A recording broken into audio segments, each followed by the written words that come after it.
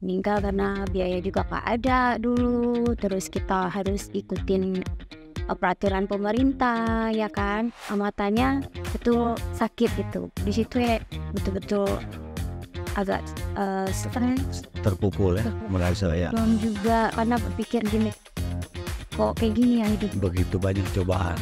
kita, udah jauh dari keluarga, terus anak kita diuji sampai 2 kali ini kan. Oh itu nampak kayak orang yang jualan seafood gitu. Bukan jualan seafood, awalnya lewat tuh kan, hampir mundur lagi tuh bang ke belakang, hampir mundur lagi kan, saking penasaran jual apa ya gitu. Banyak kali orang di situ ya kan, sampai ngantri panjang gitu kan. Itu tahun 2017 nggak salah. Jadi kakak efek lah nih gitu. Apa tuh dibilangnya kan, ini kayak ada makanan ditumpahin di meja nih.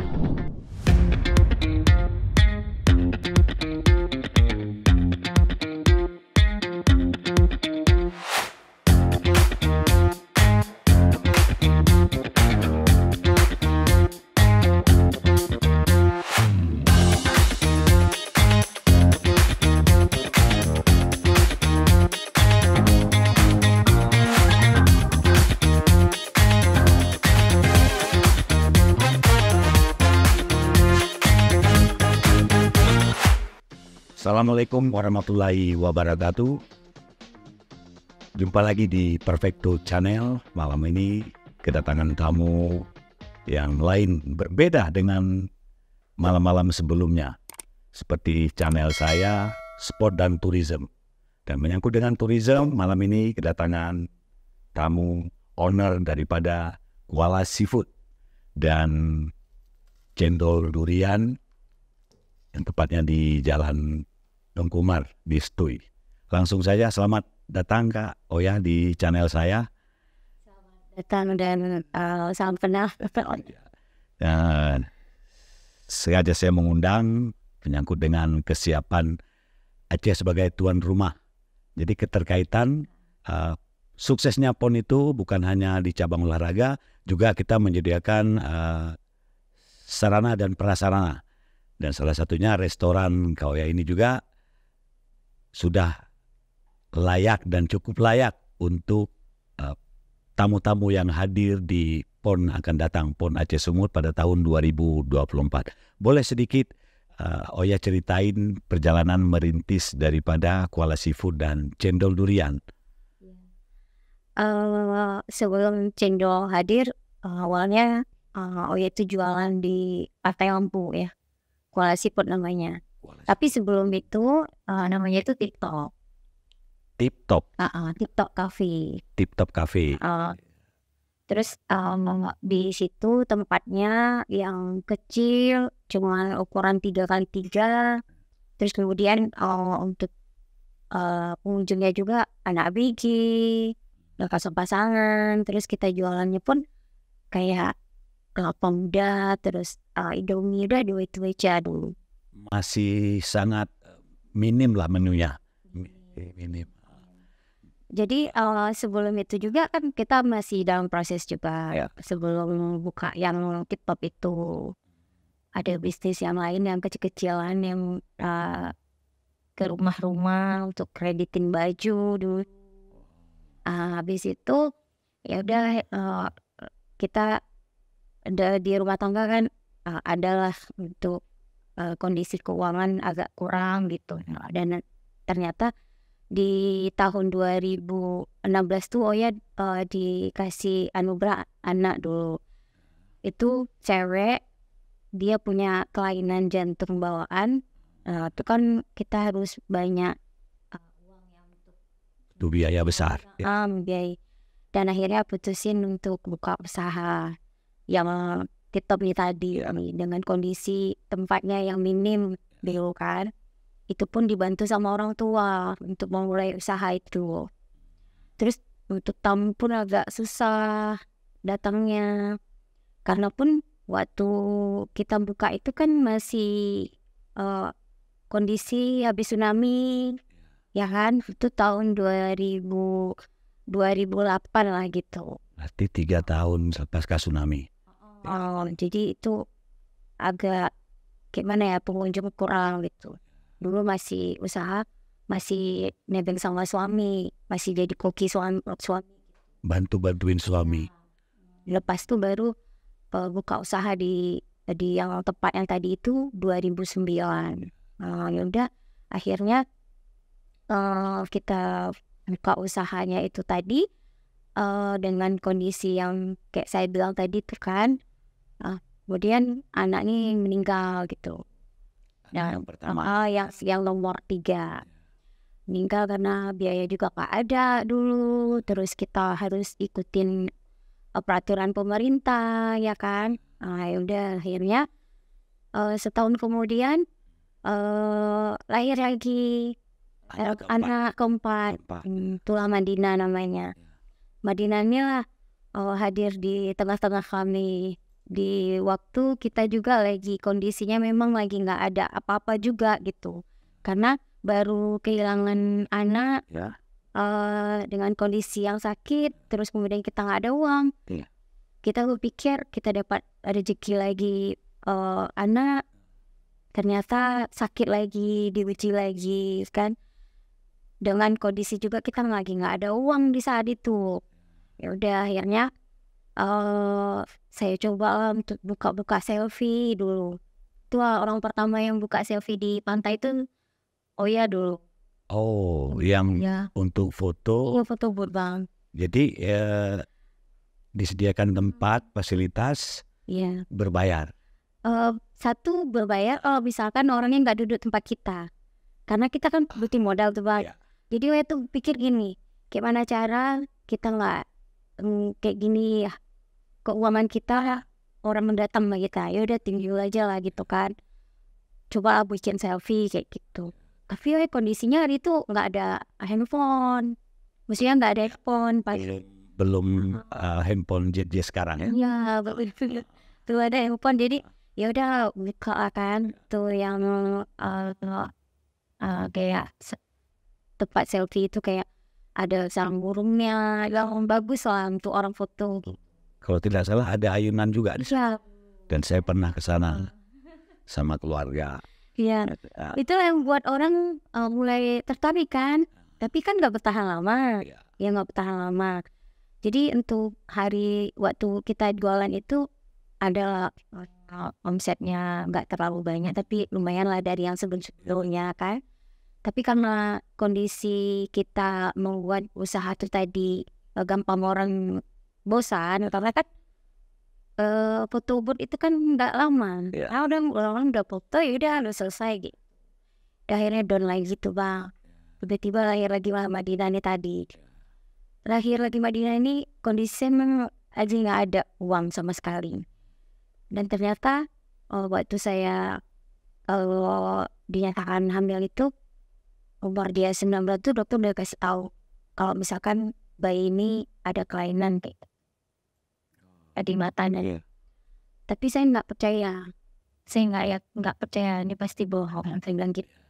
Dan akhirnya saya nggak berubah-ubah itu ke dokter sampai lahir, karena pun kita nggak ada uang kan, ya udah tunggu aja dia sampai lahir. Ternyata begitu lahir berat badan dia 4 kilo, alhamdulillah dia sehat, matanya betul sakit gitu. Di situ ya betul-betul agak stres, terpukul ya, merasa ya. Dan juga karena berpikir gini, kok kayak gini ya hidup. Begitu banyak cobaan. Kita udah jauh dari keluarga, terus anak kita diuji sampai 2 kali kayak ini kan. Ya udah sampai kayak marah juga sama Tuhan kayak gitu. Rasa-rasanya kenapa ya aku dibuat anak yang sakit kayak gini gitu. Tapi kita kan nggak tahu nih ke depan kita dikasih hadiah yang nggak kita sangka-sangka gitu kan. Ya udah akhirnya lahir Madinah, ternyata dia kena penyakit. Hari itu saya nggak tahu dia penyakitnya Stolberg syndrome. Itu belum tahu. Taunya dia kena glaukoma. Ya udah 6 jam dia lahir bang. Saya tengok dia kayak gitu kondisinya, saya sedih, saya nangis kan. Saya janji ya Allah Tuhanku, kalau memang ini yang Engkau titipkan ke saya terima kayak gitu. Allah bilang kan. Itu karena kondisinya kan baru siap meninggal gitu. Ya udah di situ nangis, lihat dia kayak gitu kan, mau marah nggak bisa, nggak sampai hati karena anak nih nggak tahu apa-apa gitu. Tiba-tiba dia lahir dengan kondisi yang ada kekurangan lah gitu kan. 6 jam harus bawa ke rumah sakit. Sampai di rumah sakit, bukan rumah sakit, eye center. Eye center ya. Ya udah sampai situ karena dokter itu dokter spesialis mata anak satu-satunya di Banda Aceh. Sampai di situ dibilang sama dokter Cut Putri dulu namanya. Dia bilang nih nggak bisa lama, nih harus ke Jakarta. Harus segera ke Jakarta. Ya udah, karena kita kondisi kita ke Jakarta harus pakai ongkos, biaya di sana kayak mana, ya udah harus kita kompromi dulu sama keluarga. Dan akhirnya keluarga bantu, kita urus-urus semua persyaratan BPJS kan. Akhirnya kita sampailah di Jakarta. Sampai Jakarta itu kita harus nunggu lagi, kita nggak bisa operasi terus Madinah, karena kita kan harus ikutin aturan pemerintah nih tahapannya kan. Ya udah di situ karena kami tinggal Jakarta tuh gak lama, gak 1 bulan karena ngantri bang. Karena di sana itu kan seluruh Indonesia yang berkunjung ke rumah sakit Cipto tuh kan. Ya udah kami sewa rumah yang dekat di situ, dekat kali, memang tempat pembuangan kotoran orang. Setiap pagi kan bikin, karena mau sewa rumah yang layak kita nggak ada uang gitu. Ya udah akhirnya bela-belain lah kayak gitu untuk Madinah kan. Terus 1 bulan lama di Jakarta, kita kan ada rasa jenuh juga gitu bang. Ya udah akhirnya main-main lah ke mall yang dekat dari situ lah, kita pergi ke sana. Ya udah sekedar main terus lihat-lihat karena kita juga nggak mungkin di kos terus kan. Ternyata itu nampak kayak orang yang jualan seafood gitu. Bukan jualan seafood. Awalnya lewat tuh kan, hampir mundur lagi tuh bang ke belakang. Hampir mundur lagi kan, saking penasaran, jual apa ya gitu. Kok banyak kali orang di situ ya kan. Sampai ngantri panjang kan, itu tahun 2017 nggak salah. Ya udah di situ kayak tengok orang makannya kayak ditaruh di meja gitu, ditumpahin di meja kan. Itu kan kita kayak rasa aneh gitu kan. Ya udah iseng-iseng pergi lah lihat menunya, karena kok di mall itu menu tuh ada di depan bang. Iya kita bisa lihat dulu, walaupun nggak masuk kita bisa lihat dulu kan. Kalau cocok kita masuk, kalau nggak cocok kita nggak masuk itu. Ya udahlah coba lihat. Terus pas tengok harganya pun mahal-mahal kali ya kan. Kalau kita mau coba makan, kok makan ini bisa untuk 1 bulan nih gitu. Karena kondisi keuangan itu kan. Ya udah akhirnya telepon orang tua, saking pinginnya nih makan. Telepon orang tua, kasih tahu orang tua. Kebetulan orang tua alhamdulillah adalah bisa untuk bantu anaknya gitu kan. Dah minta bantu, kirimkan uang. Saking pinginnya coba makanan itu, penasaran rasanya kayak mana. Apakah rasa atau bentuk penyajiannya atau gimana. Karena itu udah langsung timbul tuh di pikiran. Karena memang suka kayak gitu, pingin tahu sesuatu itu kan yang beda gitu. Yang udah beli yang harga paling murah 400.000 itu. 400.000 1 porsi. Itu kepiting saus tumpah itu. Iya. Dan karena kita kan nggak bisa makan itu nggak mungkin kan. Terus itu pun sembunyi-sembunyi dari suami. Makannya pun tanpa tahu suami. Tanpa tahu suami. Karena kalau suami kan pasti dia marah. Untuk apa? Kenapa kamu makan kayak gini sih katanya. Kita butuh biaya banyak gini kan. Karena kondisi kami kan dibantu sama pemerintah nih. Ya udah akhirnya makan, coba rasa kayaknya biasa aja gitu. Maksudnya karena kondisi kan memang bisa masak bang. Dari keluarga memang tukang masak semua, otodidak lah. Tapi dari ibu? Iya dari mama. Udah kayaknya biasa aja, nggak ada yang istimewa gitu kan. Tapi bahasa yang dibuat itu ya bahasanya bahasa Inggris kan. nggak tahu lah tuh apa bahasa Ausnya, walaupun nggak bisa bahasa Inggris hari itu. Nggak bisa bahasa Inggris, udah asal aja gitu pesan, udah bungkus, bawa pulang. Dihabisin sendiri. Ya dihabisin kan, sayang mahal ya kan. Ya udah, waktu itu kepitingnya cuma 1. Terus cuman di situ tulis ada ujungnya saus padang gitu pesannya. Kepiting saus padang. Ya. Kan ya udah pas makan biasa aja. Nih kayaknya aku bisa masak yang lebih enak dari ini gitu.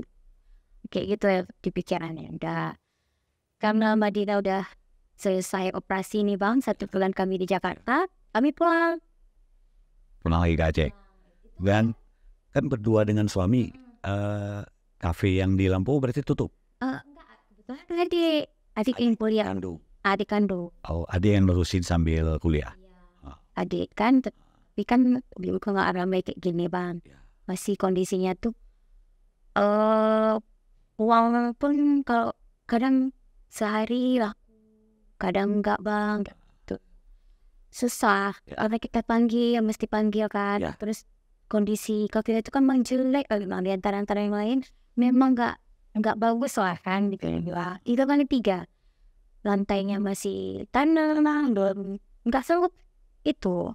Ya udah akhirnya pulang, sampai di rumah.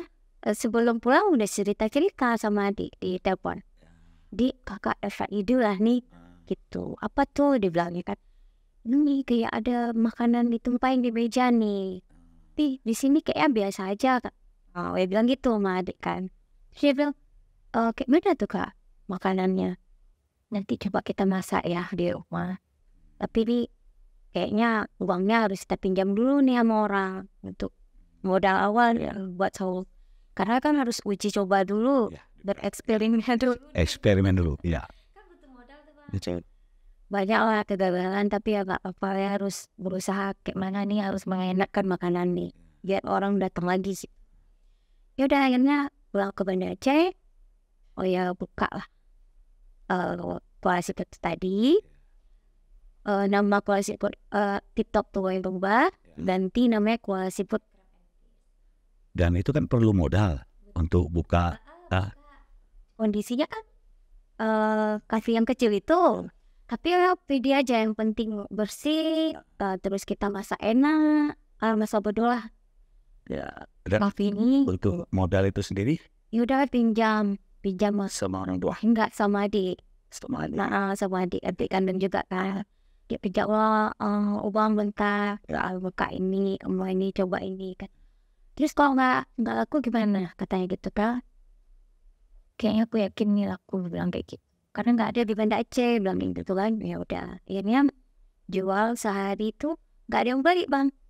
Nggak ada yang beli. Oh ya udah selesai juga kan, kayak mana bayar uang adik nih.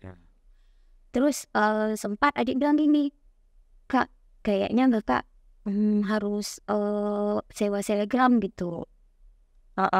Awalnya. Terus mereka nggak ngerti Telegram tuh apa, Instagram tuh apa, nggak ngerti. Betul-betul nggak ngerti, karena nggak ada handphone dulu kan. Handphone pun masih handphone jadul itu? Iya betul, masih. Iya, ketinggalan zaman lah ya. Dulu udah akhirnya adik bilang, tapi itu syaratnya emang harus ada Instagram Kak. Gimana orang mau tag gitu. Terus yang Telegram tuh apa emangnya? Apa benda atau apa? Enggak, orang Kak, tapi dia itu artis Telegram, artis Instagram gitu. Wih, ada artis juga yang Instagram, bilang gitu ada. Terus bayar dia kesini kayak mana? Kita bayar. Apa itu? Ya Allah, bayar lagi kayak mana nih? Beli handphone lagi. Ya udah Bang, pernah pinjam aku, saking nggak ada uang kan? Kan nggak enak lagi nih minta sama adik nih. Karena dia pinjam mahal. Pinjam uang rentenir Bang. Itu sumpah demi Allah tuh. Pinjol itu yang di melalui handphone? Oh enggak Bang, ini ada orang yang di daerah tuh, dia memang kreditkan uang. Ya udah. Rumahnya besar? Besar lah, namanya kita tanpa agunan, Loroh. Aku kasih ampunan apa nih sekarang ya kan? kayak apa yang barang berharga nggak ada, ya kan? Ya udah akhirnya beranikan diri, diam dengan jaminan ya mungkin dia percaya juga ya karena nggak pernah macam-macam kan. Jadi pinjamin uang 1,5 juta. Dia bilang 1 bulan insya Allah lunas lah kayak gitu. Ya udah dia kasih. Ternyata nggak sampai 1 bulan. 2 minggu kemudian saya kembalikan semua. Nah, kalau boleh tahu Selegram ini lokal atau nasional Aceh? Selegram Aceh. Selegram yang awal itu kan orang Aceh. dia lagi hits Arif. Namanya Salsadil. Salsabila. Salsadil namanya. Salsadil. Oh. Sering kali sebut nama dia. Iya. Terima kasih ya Salsa. Dia yang pertama yang viralkan gitu kan. Jadi dari endorse itu kemudian terus banyak pengunjung. Dia datang nih bang sama timnya. Bayarnya kan 500.000 Arif. 2010, 2009. 2017. Dia nggak sabar lagi tuh walaupun 1 bulan prosesnya dari Jakarta langsung buat terus. Oh ya orangnya gitu. Kalau memang mau sesuatu tuh harus yakin langsung gerak terus. Gercep. Gerak cepat. Kalau istilah bangsa dia. Kalau harus itu disenggol orang. Nah, jadi timbul ide langsung praktekkan di rumah, langsung jadikan menu, langsung jual. Tuh tadi kan datang tuh telepon. Kak emangnya kafenya kayak dia nggak percaya gitu. Masa ya jualan kayak gini kalau gini jelek kan gitu mungkin kan kafe nggak mungkin. Namanya Telegram kan profesional gimana pun kondisinya pasti dia tetap ya itu. Ya udah makan. Terus dia bilang ya Allah kak ini bukan endorse emang enak katanya gitu. Bukan karena endorse tapi memang betul-betul enak. Karena dia nggak berbayar. Dia kan kalau dia berbayar pasti nggak enak. Mungkin karena dia nggak berbayar. Ya saya selalu bilang ya. Mungkin karena nggak berbayar gratis. Tapi betul enak. Karena saya pernah dapat ini dari teman yang pernah ke sana mengatakan bahwasanya memang di Aceh yang pertama. Kalau mungkin kalau di Medan kan banyak siput-siput pilihan seperti nelayan dan lain-lainnya. Mungkin yang Oya menu racikan itu seperti kepiting tumpah itu kan belum ada lainnya di sini, belum ada pesaing. Dan itu bukan hanya di Aceh, mungkin di tempat lain pun semua penikmat itu kan sensasinya mereka penasaran. Di Terawang, habis itu pengen mencoba. Dan alhamdulillah omset menambah. Langsung di endorse kan 2 hari setelah diposting sama Salsadil itu kami diserbu sama orang. Bukan hanya weekend Sabtu Minggu, tiap hari. Hari biasa itu kan. Datang orang kan. Gak pernah biasanya kan manggil aja pun susah bang. Kan biasa kita orang. Dan kalau ke sana kalau Sabtu Minggu kalau saya sama keluarga itu kan sering pedagang itu langsung mampir diajak kita ke warungnya kan. Tapi karena di sini kan sudah ada tempat-tempat pilihan masing-masing. Iya betul. Ya udah tuh waktu ini gak pengen manggil lagi gitu. Ya udah datang tuh kan orang ke tempat kita. Kak betul di sini yang jual ini. Oh iya wes makin semangat tuh bang. Jadi menu andalan. Jadi coba mau coba yang ini dulu kak katanya kecil dulu karena takut orang tuh kayak mungkin nggak enak atau apa. Porsinya ada porsi kecil, porsi sedang, medium. Pasti harga masih berani jual 80 1 porsi karena dulu seafood juga masih murah. Naik daun seafood sekarang kan karena kualitas seafood.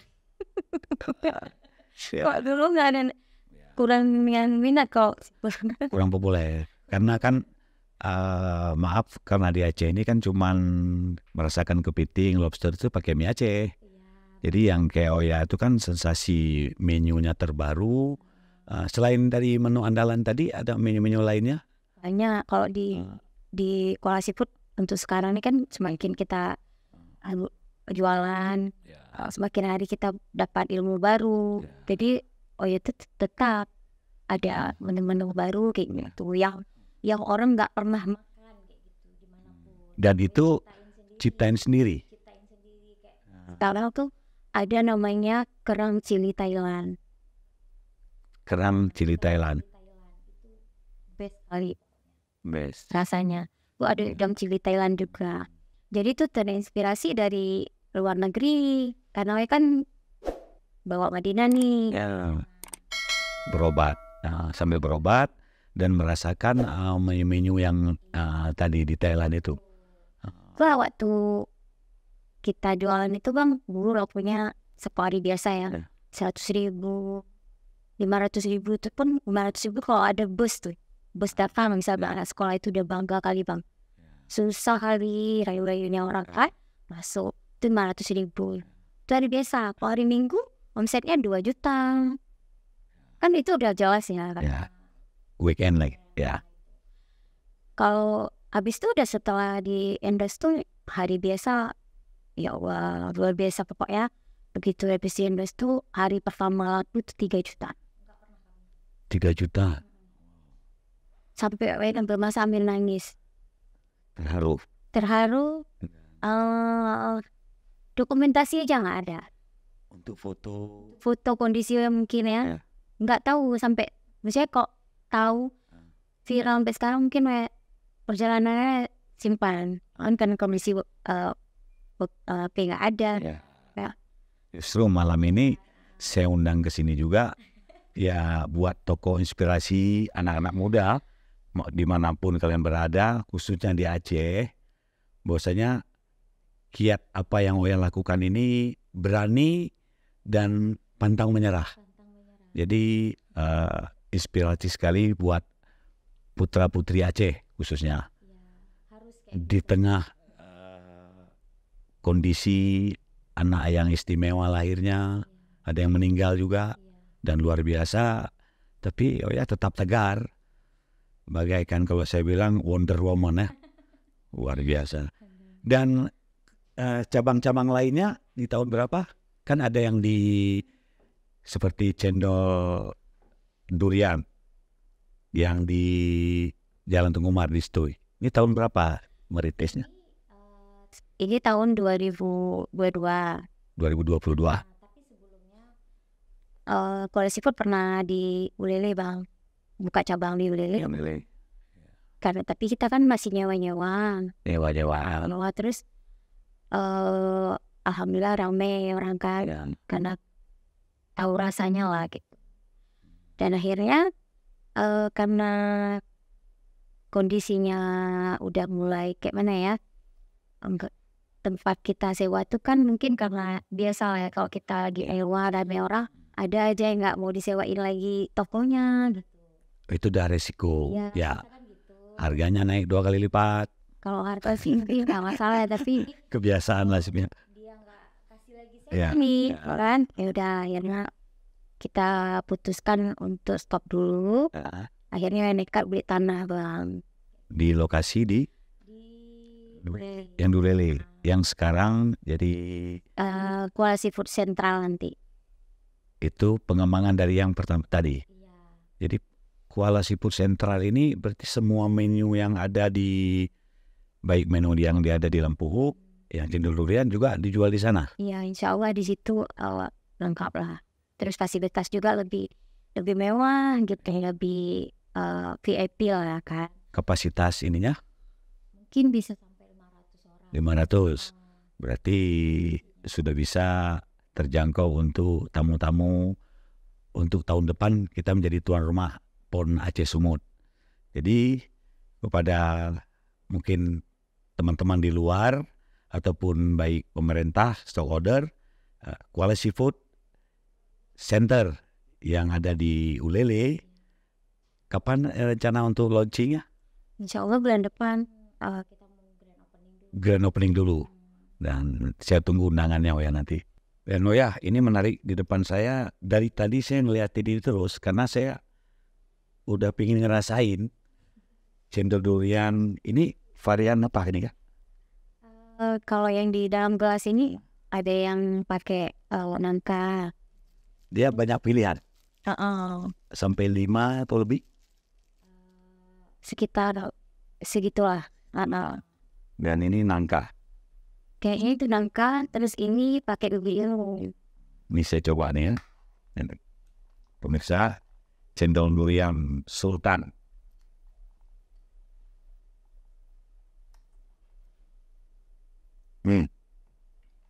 Ada jagungnya.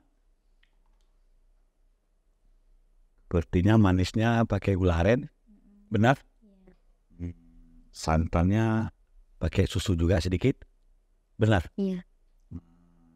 Bukan saya teka-teka, karena basic saya juga, saya sekolah di perhotelan dulu.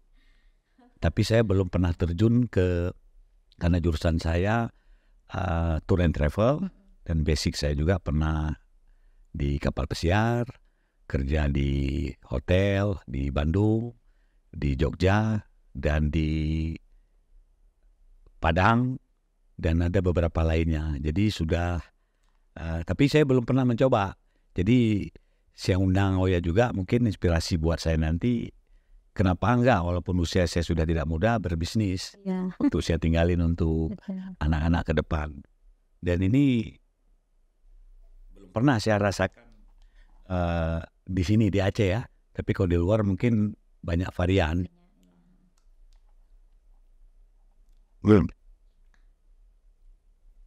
Untuk cendol sendiri dibuat sendiri atau beli jadi? Kebetulan kita buat, Bang.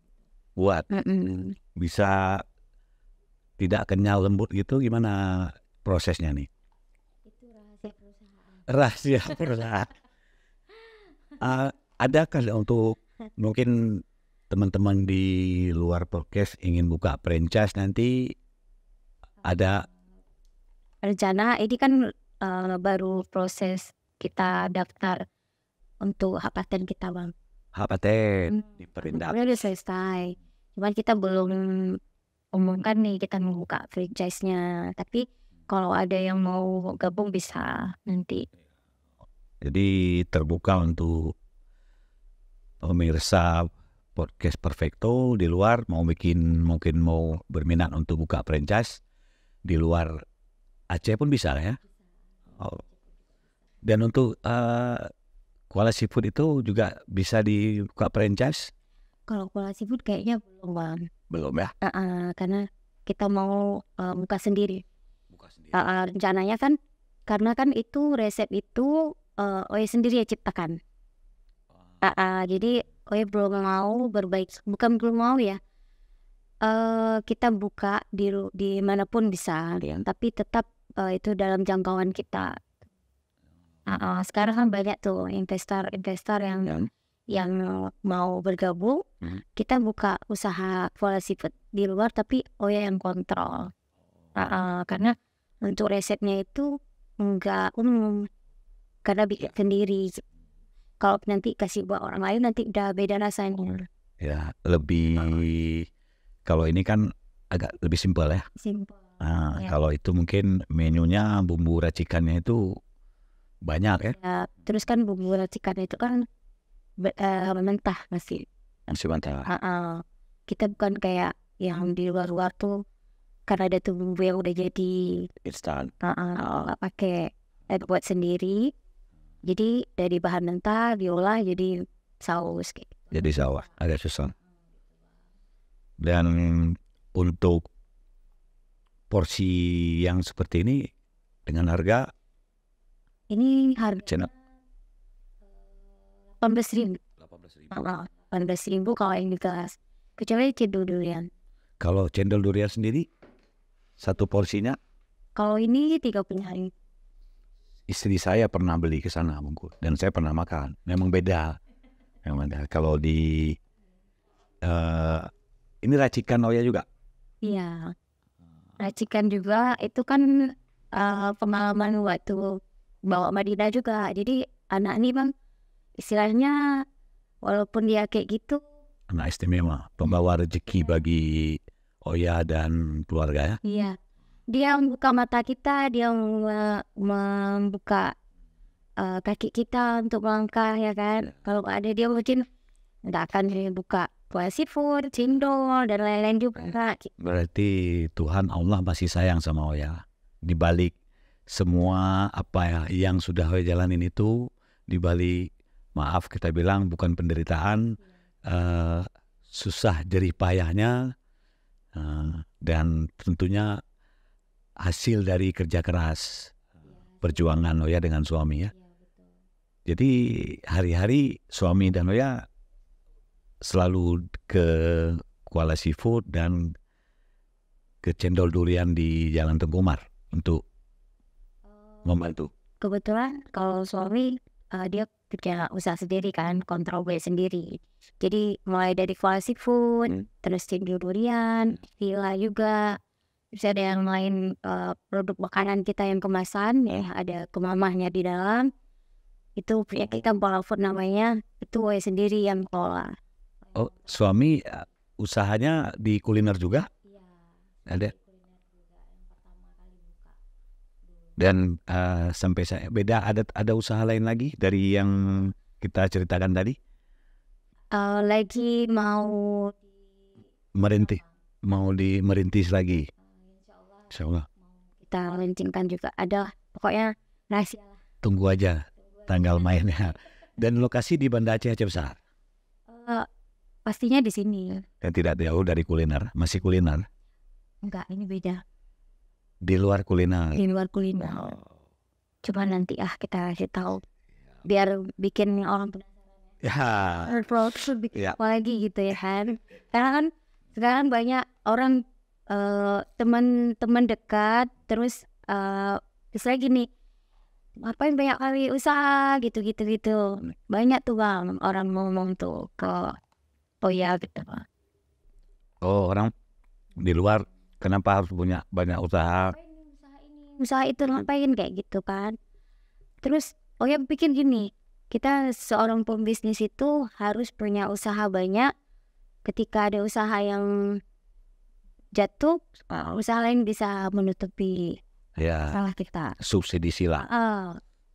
Itu aja sih prinsipnya, bukan karena harus ini harus itu. Terus satu memang hobi juga karena memang suka gitu bisnis. Terus udah senang aja gitu bantu orang karena kan banyak kita buka usaha orang kerja sama kita. Kalau boleh tahu orang tua Oya memang swasta, memang punya usaha kuliner juga sebelumnya? Almarhum mama itu dia punya restoran. Restoran Minang. Berarti ada garis Urang Padang aslinya. Iya. Berarti bisa ngomong Minang. Lai bisa mengecek nak. Ambo 3 tahun di kota Padang. Apa suku tuh? Priang. Peman berarti. Iya, mama dari LA Lubualuang. Dari Pasaman. Cuma suku kan kalau orang Padang tuh ikut perempuan ya. Perempuan. Iya. Priang. Jadi kalau cerita bisnis orang Padang itu, kalau orang Padang itu bisnis bukan hanya kuliner, kegigihan, ini maaf bukan hanya mengecilkan suku-suku lain. Orang Padang itu dimanapun, kalau kata pepatah dimana ada jalan baru pasti ada warung Padang. Jadi kalau orang Aceh itu orang Pidi ya, yang jiwa merantau. Kalau Indonesia itu orang Padang, memang yang laki itu harus, karena saya pernah tinggal di sana, pernah lumur di sana, jadi yang laki itu memang ketika udah teman SMA, ya harus merantau. Dan ketika tidak berhasil, mereka malu untuk pulang. Jadi merantau, dan saya salut sama suku Minang ini, mereka ketika di rantau itu bisa bersatu ya. Ada gerakan seperti dulu, gerakan 1000 Minang. Mereka tidak pulang ini dengan 1000 rupiah, membantu, kan banyak suku-sukunya tuh. Yang Bukit Tinggi sendiri, yang ini sendiri. Ketika Lebaran itu, saya diajak satu ketika halal bihalal sama suku ini. Situ saya tahu mereka memberikan iuran, gerakan 1000 Minang. 1000 rupiah. Dan uang itu mereka transferkan ke kampung. Dan itu untuk pembangunan masjid, madrasah, sekolah. Dan itu saya langsung tanya, wah orang Aceh kenapa nggak begini ya katanya. Nah itu timbul ini saya, karena saya waktu menghadiri itu langsung berarti orang Minang ini kan banyak suku, begitulah persatuannya, kekeluargaannya, saling bantu. Jadi kalau ada pepatahnya sandak basandi sandak, saya lupa kalau artinya.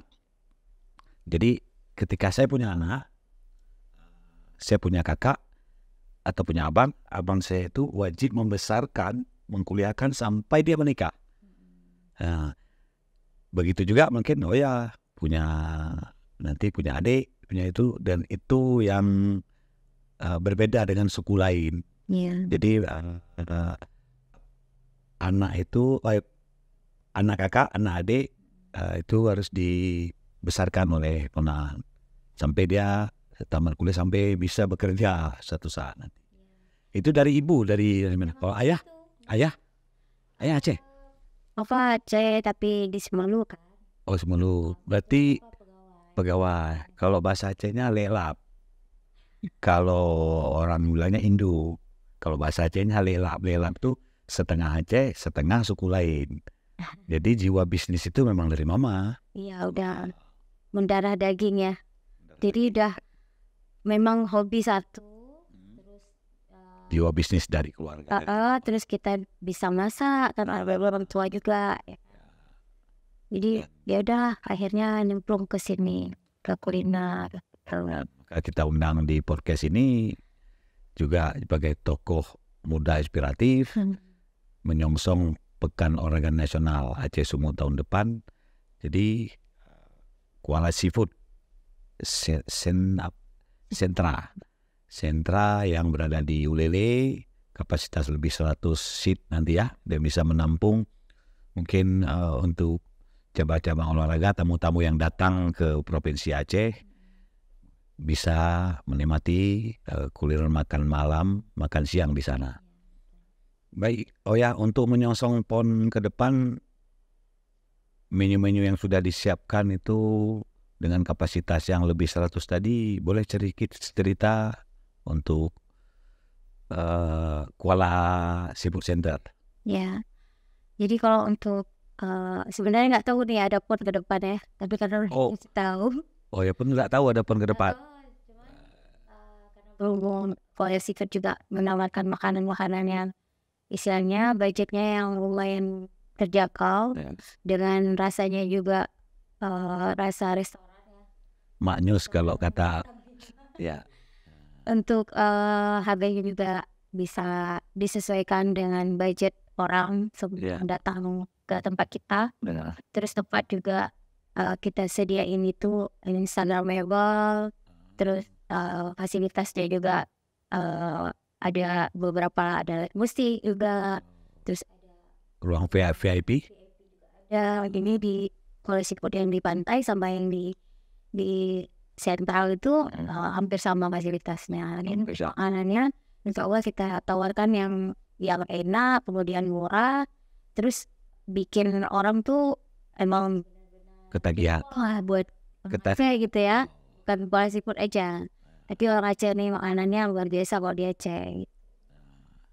Ya gitu aja Bang ya. Ya, berarti udah siap untuk menyambut PON dengan kapasitas 100, dengan menu, dan itu kan di Ulele. Tentu view-nya tuh kalau pagi dan sore sunrise dan sunset. Iya, betul. Pas posisinya itu memang di dekat laut juga kan. Posisinya tuh di batang alur sungai. Jadi tuh nampak lautnya, terus di bawah itu memang air semua. Ya. Jalan yang menuju ke Pekan Lambade Lamte Ulele. Sebelum jembatan. Untuk tempat itu semua orang bisa pilih, mau yang di Ulele, mau yang di pantai. Tempatnya sama-sama enak gitu. Jadi ada yang bisa indoor, outdoor. Iya, semua ada. Berarti kalau saya ke sana sambil mancing bisa juga ya? Bisa. Bisaan. Pajak Bang. Dan kalau kita udah bikin di situ kan, panggung di bawahnya air, itu banyak lagi ikannya memang. Oh, dan itu sudah tempat sendiri ya? Nah, Kita bangun pelan-pelan lah, Bang. pelan-pelan. Alhamdulillah. Nah, ada kiat-kiat khusus untuk mungkin anak muda yang mau coba berbisnis? Boleh cerita sedikit? Ya, ini yang penting ya buat adik-adik di sana mungkin nonton kan? Podcast ini ya. Satu, kita usaha tuh harus fokus, harus berani, ya nggak usah peduli orang ngomong apa, kita yakin dan pede produk kita sendiri. Jangan pernah nyontek orang, karena kualitas orang dari kualitas kita tuh sangat berbeda. Jadi kita harus pede dengan apa yang kita ciptakan sendiri. Ya. Ya harus fokus, yang pastinya royal. Ya royal itu bisa dari pergaulan, bisa dari makanan, bisa dari lingkungan. Karena kalau kita royal, kita kenal sama orang membawa rezeki buat kita melalui orang lain. Tapi kalau untuk makanan kita royal, makanan kita awal nggak enak, kemudian kita nggak enakin, itu nggak mendatangkan rezeki lagi. Jadi harus pertahankan gimana yang pertama kalian ciptakan udah luar biasa enak, kemudian kalian jangan tergoda dengan segudak orang datang untuk nikmati makanan dan ternyata nggak enak. Jadi itu resep-resep Oya selama ini. Dan satu lagi, kalian harus tahu pasar kalian itu siapa. Segmennya anak muda, orang tua, umum gitu. Ya, itulah makanannya itu kan harus penikmatnya kan beda-beda. Ya, jadi kita harus, kalau misalkan kalian punya target cuman sekolah, ya pilih menu yang mudah dibeli sama anak sekolah dan pilih tempat itu jangan di toko kalau bisa, di jalanan aja. Kalau misalkan itu untuk jajanan sekolah. Karena nggak mungkin kita buka toko dengan harga yang segitu, terus kita tawarkan untuk anak sekolah, nggak cocok. Kalau misalkan kalian butuh umum, ya harus konsepnya harus bagus, tempatnya harus bagus, dan benar-benar buat orang menarik. Bukan makanan aja, ya makanan pasti nomor satu, tapi tempat juga. Tempat luar biasa. Jadi berawal dari bisnis kaki lima dan insya Allah ke depan akan jadi bintang 5 dan amin. Dan ya tidak ada yang tidak mungkin, impossible is nothing. Nanti mungkin satu saat mungkin jadi restoran yang sekelas nelayan seafood ya, atau restoran yang bintang 5 ya. Doain lah. Amin.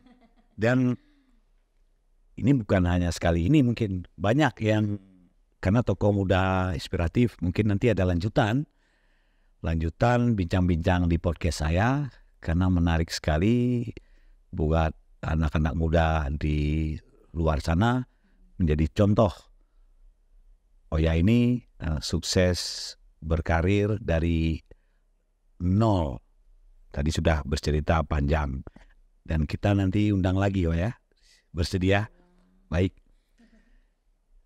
Terima kasih para pemirsa Perfecto Podcast Channel.